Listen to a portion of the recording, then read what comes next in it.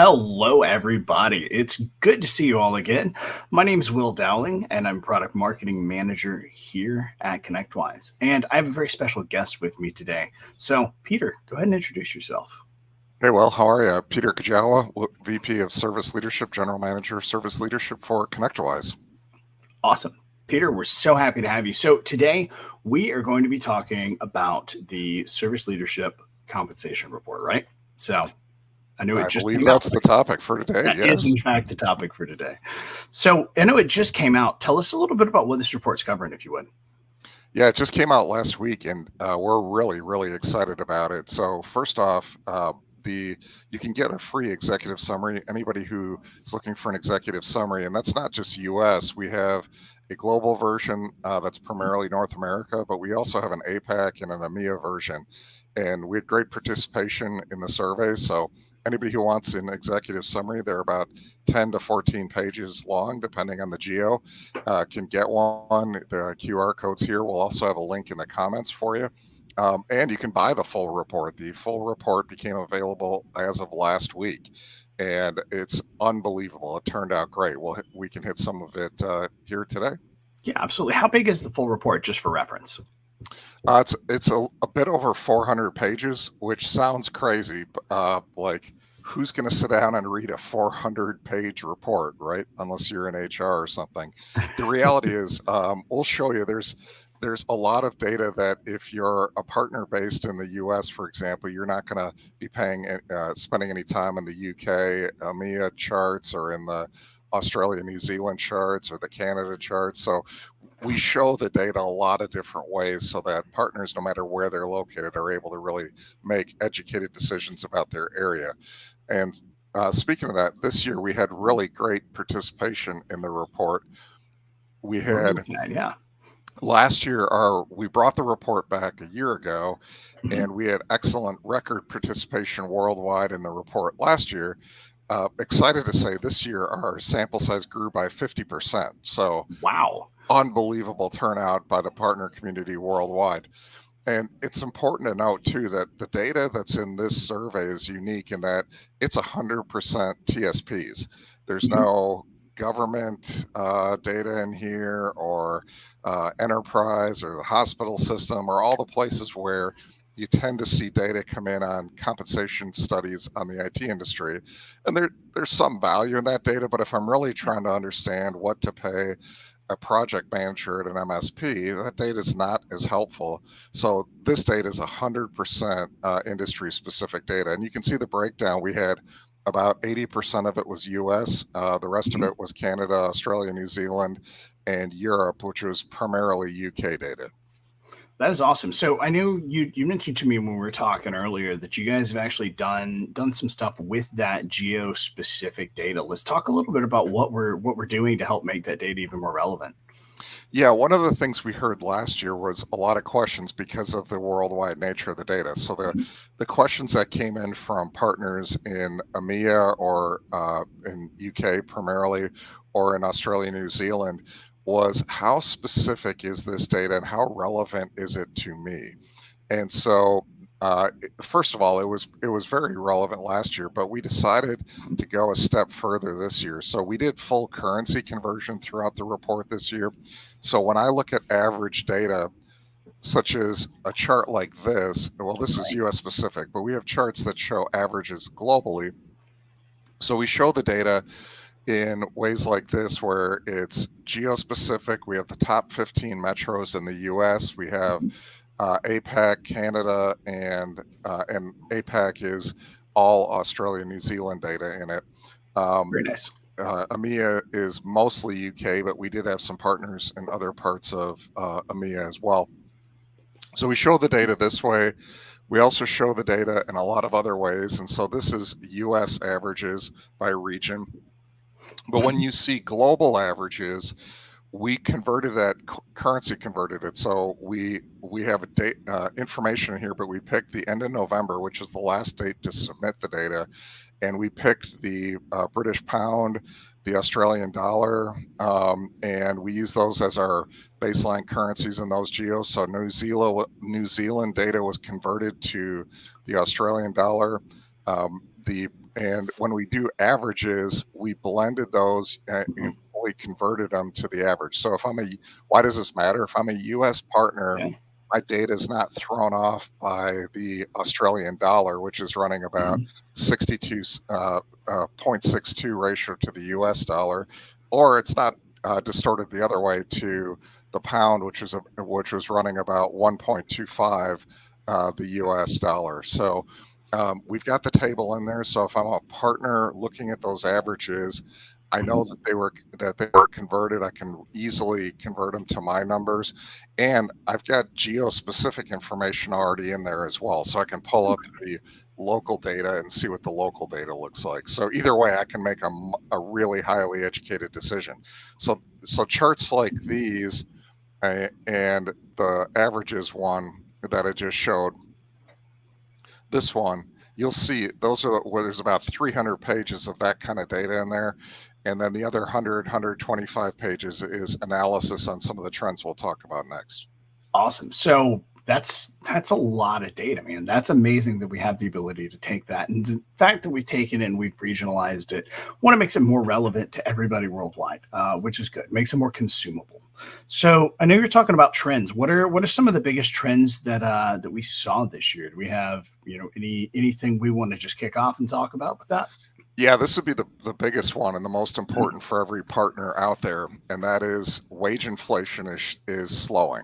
So what we see in our data, the red is top level increases given by position by year. So you can see 2022, 34% of positions received an increase of over 6%. So these are the 7, 8, 9, 10% or more increases that we were seeing a couple of years ago. The plan for last year was for that to go down, and it actually went down a little bit further than what the prediction was going into the year. So that was really positive. As the year went on, there was less and less wage inflation. And for this year, it dropped again dramatically. So you can see that the trend on wage inflation is really a nice one. So Oh, wow. that's really important for every TSP out there. This has been a huge impediment to profitability. They've been doing a lot of price increases to help make up for it. So that's driven some inflation in our industry. But at this point, we've got a really positive trend. It appears to be normalizing going forward. That's awesome. I'm glad to see that. So what are some of the other big metrics that you've seen coming through this? So one of the things that we're able to do at Service Leadership, because we have profitability data on the industry that we collect every quarter worldwide, so we're able to do something that nobody else is, and that is we're able to look at the correlations between profitability and between compensation, or also known as wages for our APEC friends and remuneration for our European friends. One of the things that is an example that is shown here, and what this shows is that bottom quartile profitability, so the bottom 25% in the industry for profitability, Right. paid much larger increases last year to their people, and they're planning on paying the most this year. Best in class, the top 25% most profitable companies out there paid the smallest large increases, and they're once again planning on paying the smallest going forward this year. So really interesting correlation, and we found a bunch of different correlation like that. Another example of what we saw once again was we continue to see that the best in class pay about 2x of total annual earnings or target annual earnings, TAE. They pay about 2x the percentage of TAE to their people of variable pay that the bottom quartile do. So in other words, they tie more incentive pay to performance of both the company, the teams that people are on, and their individual performance. It's even higher for managers. Wow. Managers, it's about a 3x. So Huh. so best in class, they're approaching the level that we try to teach for manager incentive pay.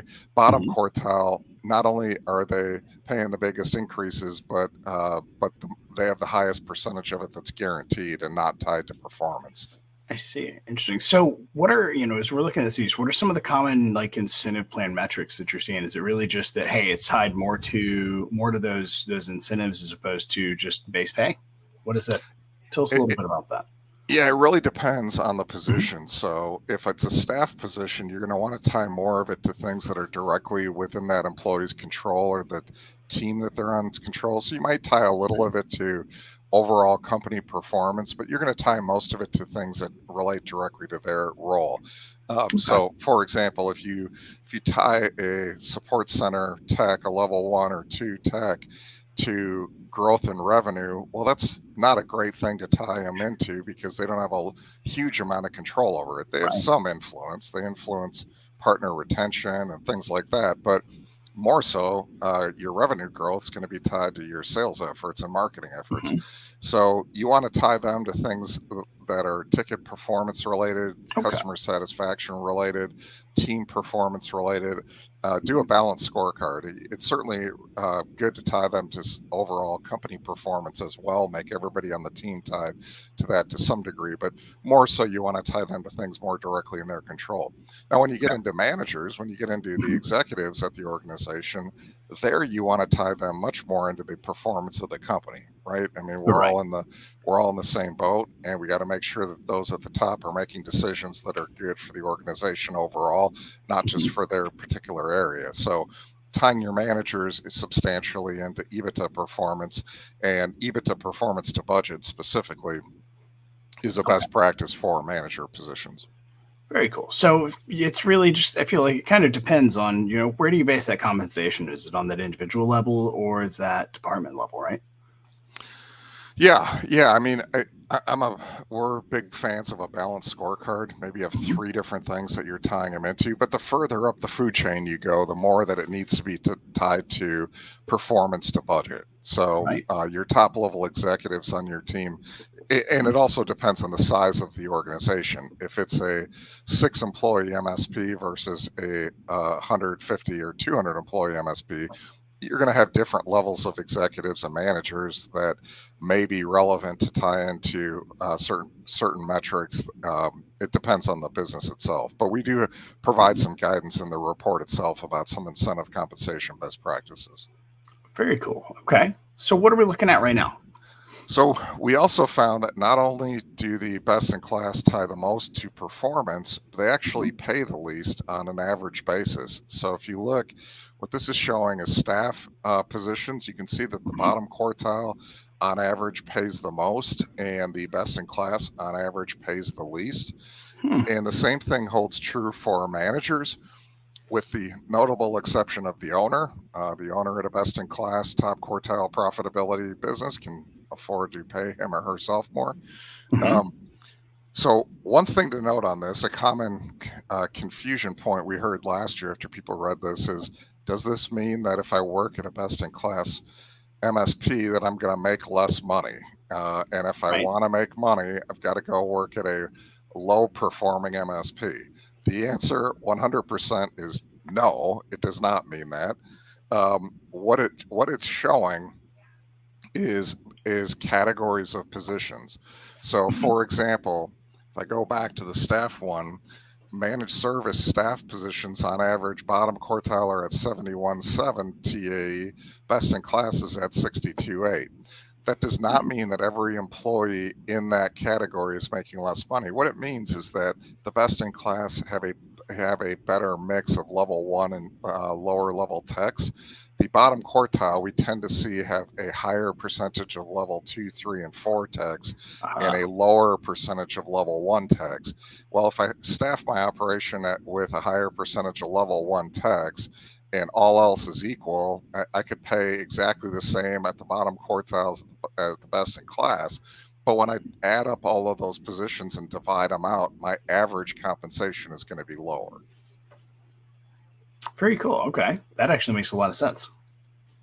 Yeah. So the other thing I think it shows is the best in class, or they're running higher operational maturity level businesses. Mhm. We know that their OML on a scale of 1 to 5 for best in class is in the 3.8, 3.9 or higher. We know Right. that bottom quartile tend to be somewhere in the 2.8 or lower.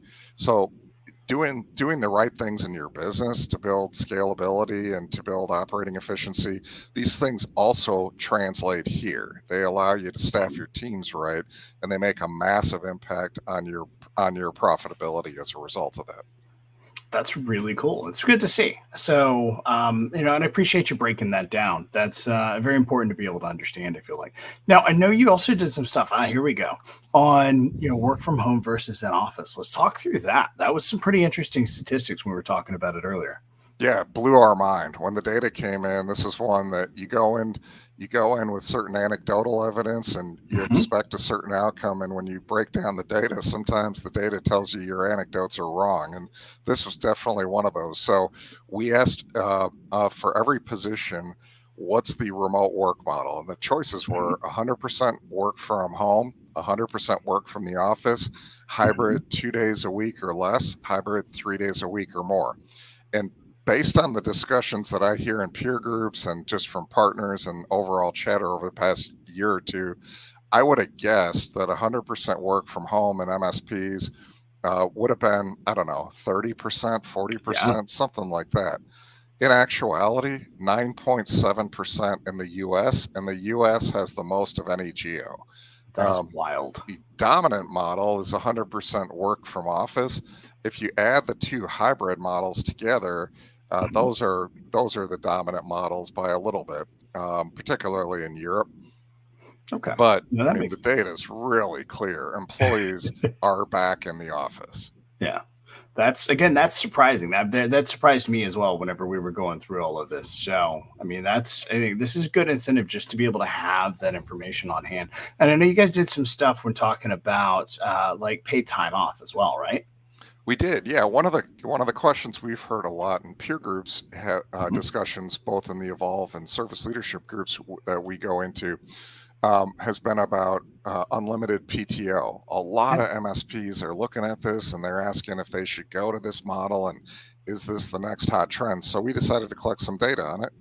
Mhm. And what you see is that it's still a pretty small model. The if you look at PTO, by far for staff positions, the dominant, almost 50% of staff positions are getting 11 to 20 days of PTO, and just about 12% are getting unlimited PTO. Managers, it's a little higher ratio, but you Mhm. got to take that with a grain of salt, because the dominant position of managers that really skewed this was owners. So Aha.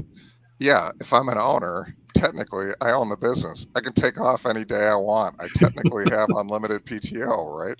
Yep. Um, but as owners know, they also rarely actually get a full day or week off. Typically, what we find is that organizations that are offering it are offering it. If the organization gets a benefit, they don't have to accrue to pay out Right. PTO if an employee separates from the organization. Mhm. But if you really want your employees to take PTO, give them a defined amount of PTO. We're still seeing that as the dominant model. And 11 to 20, even amongst managers, 11 to 20 and over 21, but not unlimited, are the two biggest models. Okay. That's very interesting to see. Like that was also very surprising to me that those are the percentages for that. Now, with By the this way, Will, this yeah. is this is almost exclusively a U.S. phenomenon. Uh-huh. Most of the geos that we benchmark, for them, it Really? was they have that defined by statute. Okay. So PTO, time off, is legislated by country in many That's cases. fair. Yeah. So we don't see the unlimited PTO thing, with the exception of owners. We don't see it at all outside of the U.S. Okay. Now that actually is also very enlightening. Makes a lot of sense. Now, Peter, I know a lot of, when I've talked to other employees and whatnot, they've said that incentives seem to reward like quantity over quality of work. What are your thoughts on that? Doesn't have to, Okay. but I do think when you're, depending on the role, you have to make sure that this is why we're a fan of balanced scorecards. So Hmm. if, for example, in my help desk, I tell I create an incentive, and let's say I go to my support center team, my help desk Hmm. team, and say, we're going to 100% of your incentive is going to be tied to the number of tickets you close per day. Right. Well, a lot of folks have tried that, and it might ostensibly seem like a good strategy, but in reality, your smart techs within about a day or so will stop taking tough tickets. They will instantly escalate anything that looks like it's going to take more than a few minutes, so that Yep. in the interest of volume, they can max out their payout, right? I mean, Hmm.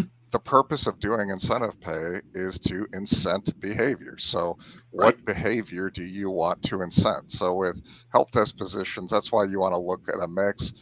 CSAT's a great one to look at Hmm. because ultimately, what's the organization trying to achieve? And Right. so, what's the behavior that if an employee really grabs a hold of this and really understands the concept and goes hog wild on and all in, um, what's the behavior that you want to see, right? Hmm. So incentive compensation varies by position, it varies by seniority and level of role, but either way, as an owner or CEO, what's an ideal outcome from employee behavior?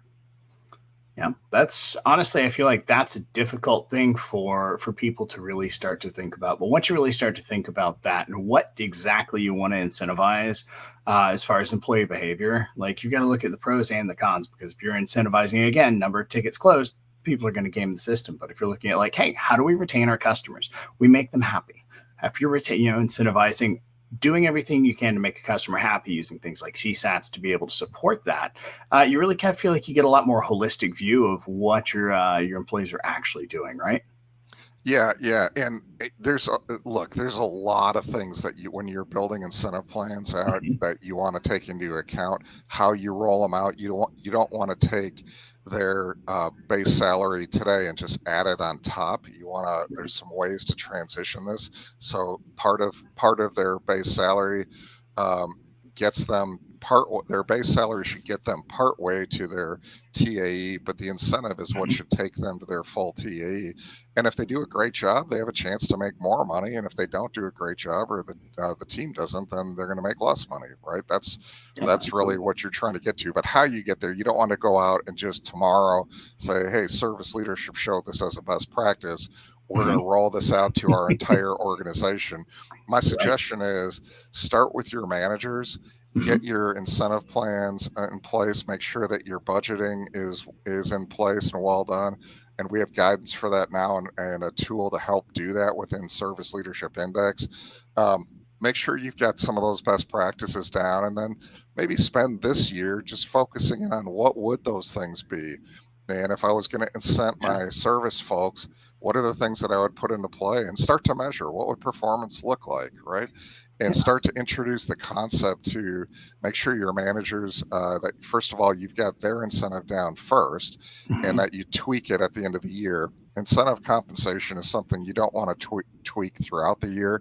You want to do it at the end of your fiscal year, budgeted based on paying it out, assume that you'll pay it out, Mhm. and then see how the year goes and make adjustments, make notes throughout the course of the year, and then adjust it again at the end of the year.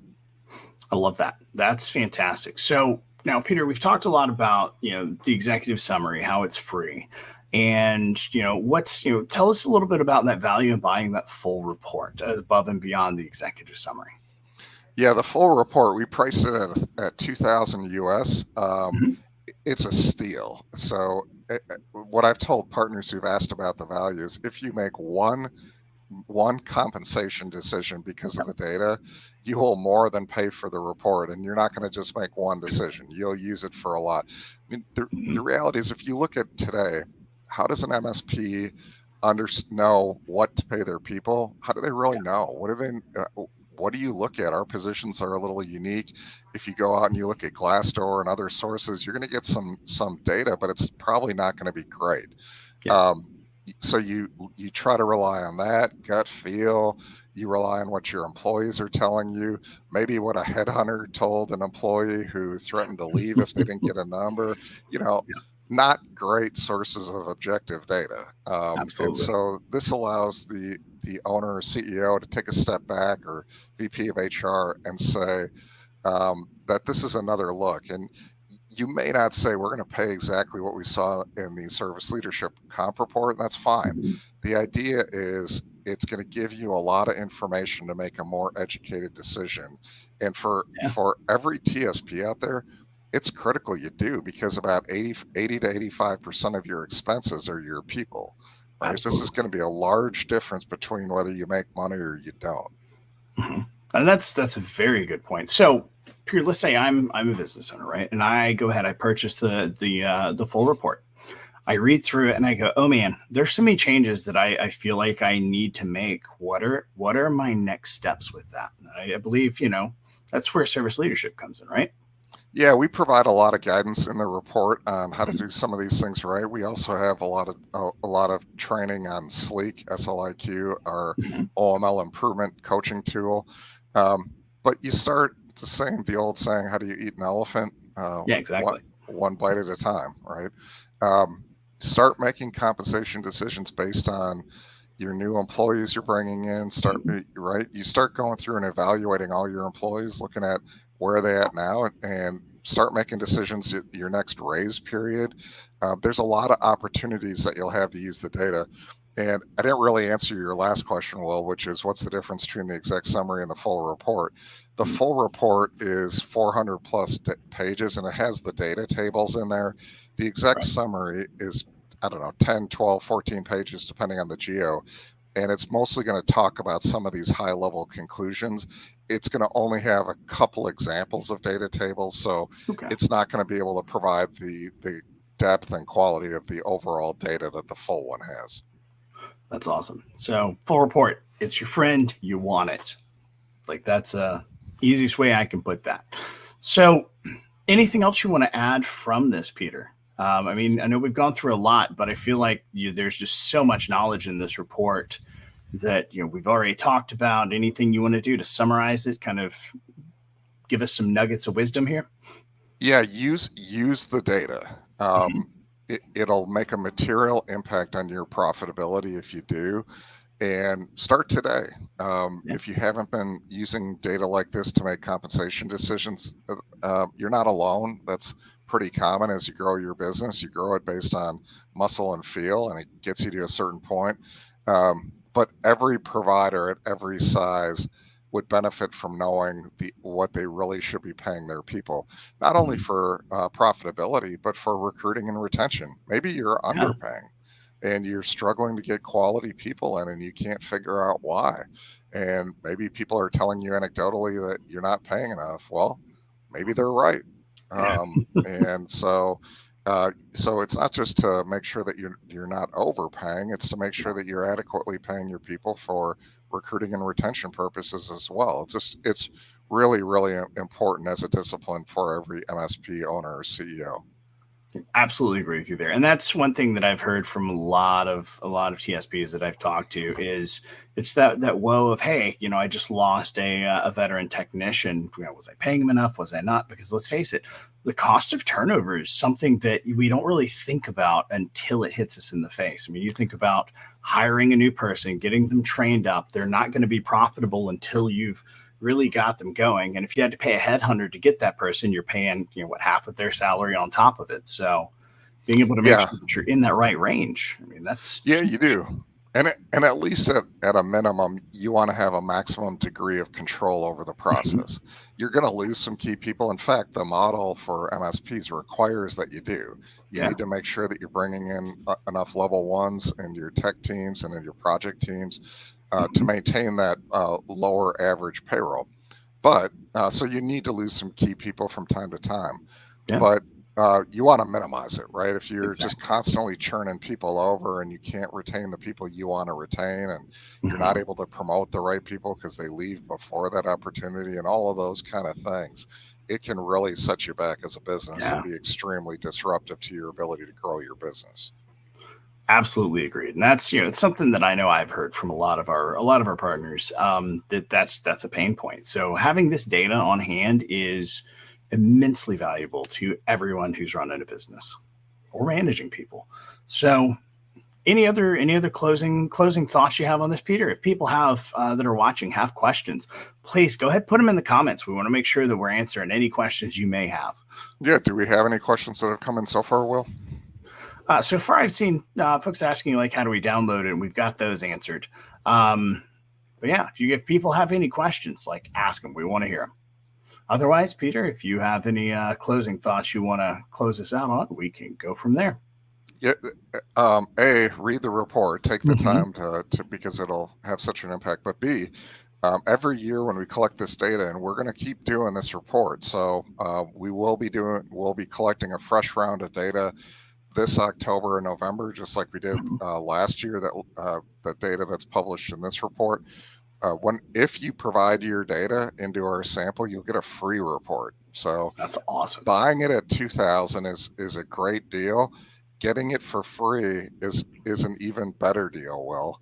Absolutely is. And look, that's the more data we have, the even better that report gets. So, definitely purchase it. And then maybe next year or end of this year, I guess, consider contributing to it. Like, this is how we continue to get even better data for the whole community. Yeah, I think the other thing is, as partners read through this, Mm-hmm.